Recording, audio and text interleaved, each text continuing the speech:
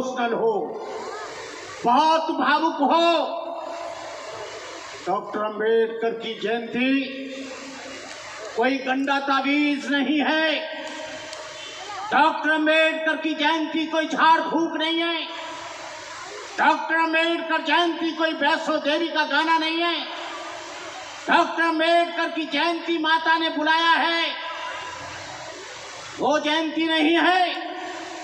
Doctor Ambedkar Jayanti एक चिंतन है, एक मनन है। तुम लोग डॉक्टर अंबेडकर जयंती मनाते हो एक दिन, लेकिन तुम्हारा दुश्मन 365 वर्ष तक तुमको घेरने की तैयारी करता है। कभी इस पर चिंतन करना। तुम लोग अंबेडकर जयंतियां करना भूल जाओगे और शायद 2024 में यदि ऐसा हुआ तो ना तुम डॉक्टर अंबेडकर जयंती मना पाओगे, ना तुम बुद्ध जयंती मना पाओगे।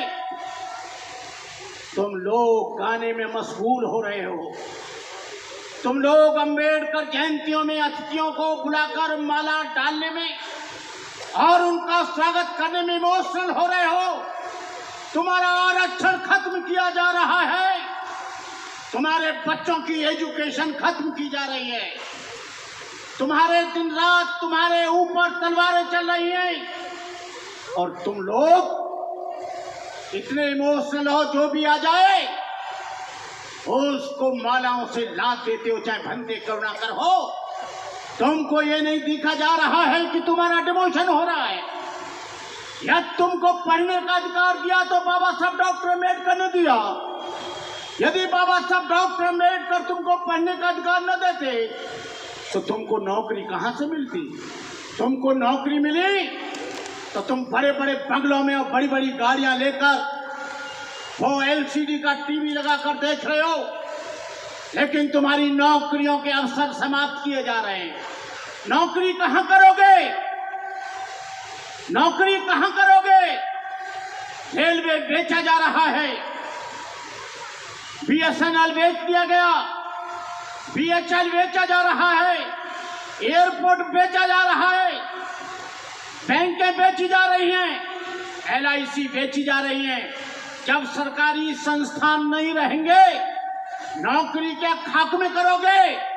तुम लोग चुप हो, डॉक्टर अम्बेडकर जयंती मना रहे हो, लेकिन तुमको इस बात की चिंता नहीं कि आने वाली पीढ़ी में जो तुम आरक्षण के बल पर जिस पायदान पर चढ़कर तुम्हारे बच्चे डॉक्टर, इंजीनियर और कलेक्टर बने हैं, उसको खत्म किया जा रहा है। संघ परिवार और तुम्हारे सारे वजूदों को खत्म कर रहा है। तुम लोगों को सड़क पर आना होगा। तुमको मालूम है जब तुम्हारी अभिव्यक्ति होती है तो रतनलाल जैसे और रविकांत जैसे चंदन व्यक्ति को जेल में ठूस दिया जाता है। आपको मालूम होना चाहिए, अलीगढ़ में सागवान सिटी में 250 परिवार शेड्यूल कास्ट के रहते हैं। उनको अम्बेडकर जयंती नहीं मनाने दी और उन्होंने कहा कि हम मकान बेचेंगे। हम उनके बीच में गए, अरे कायर और बुज़दिलो, मकान बेचकर कहाँ जाओगे? कलकत्ता जाओगे कि बंबई जाओगे? इलाहाबाद जाओगे क्या दिल्ली जाओगे? पूरे देश में तो जातिवाद है। कहीं भी चले जाना, जैसे कुत्ता मांस को सूंघता है वैसे यहाँ इंसान जाति को सूंघता है।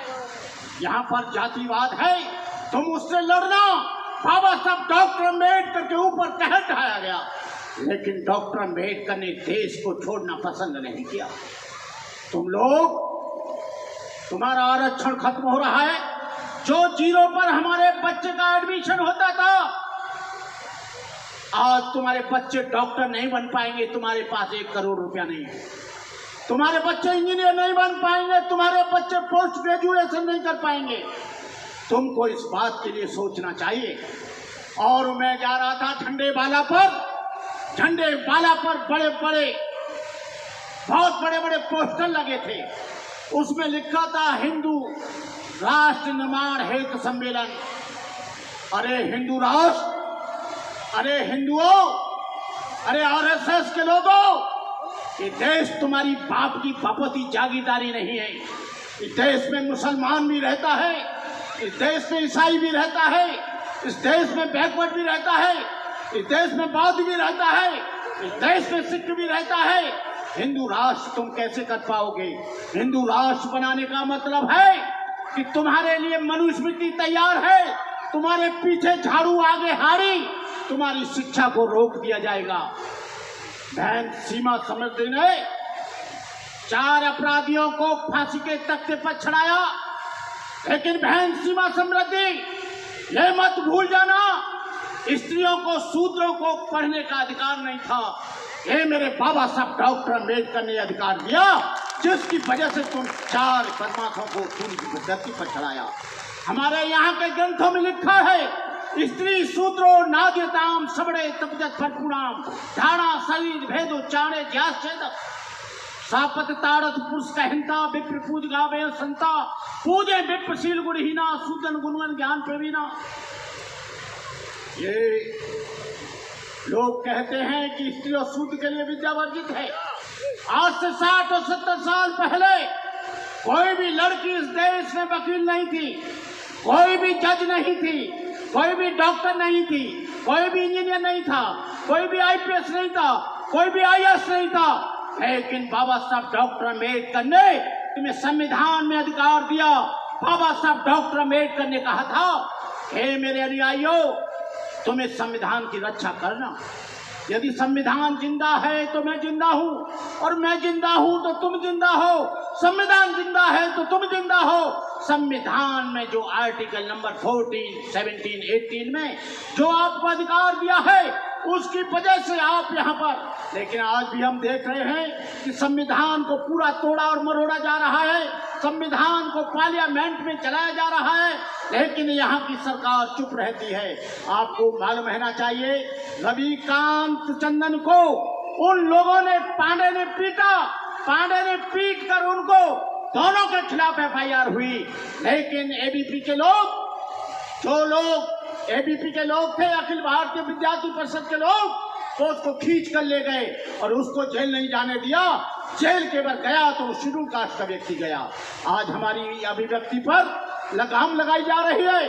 आज हमारी अभिव्यक्ति पर बहन सीमा कुशवाहा, मैं तुमसे अनुरोध करना चाहता हूँ, बैकवर्ड के बहुत महापुरुष हुए, तुम ओबीसी समाज से आती हो, लेकिन जैसे ये समाज, दलित समाज तुम्हारा सम्मान कर रहा है, मैं चाहता हूँ देश में ओबीसी और बैकवर्ड भी तुम्हारा वैसे सम्मान करे, तो मुझे खुशी होगी, मुझे अच्छा होगा।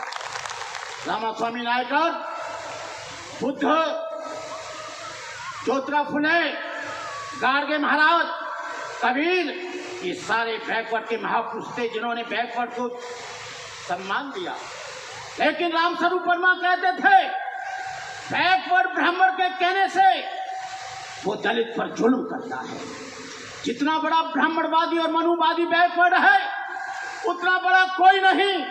कहीं देखोगे तो कहीं गुर्जर जुल्म कर रहा है, कहीं जाट को जुल्म कर रहा है, कहीं यादव जुल्म कर रहा है, कहीं कुशवाहा जुल्म कर रहा है, कहीं लोहार जुल्म कर रहा है। इस जुल्म की प्रक्रिया को तुमको खत्म करना होगा। मैं कहता हूं, जब तक जाति रहेगी तब तक जुल्म रहेगा। ये सरकार बहुत विधेयक लाती है, लेकिन एक विधेयक ये भी ले आओ कि जो सरनेम लिखेगा, जो जातिवादी सूचक शब्द लिखेगा, उसका आजीवन कारावास होगा।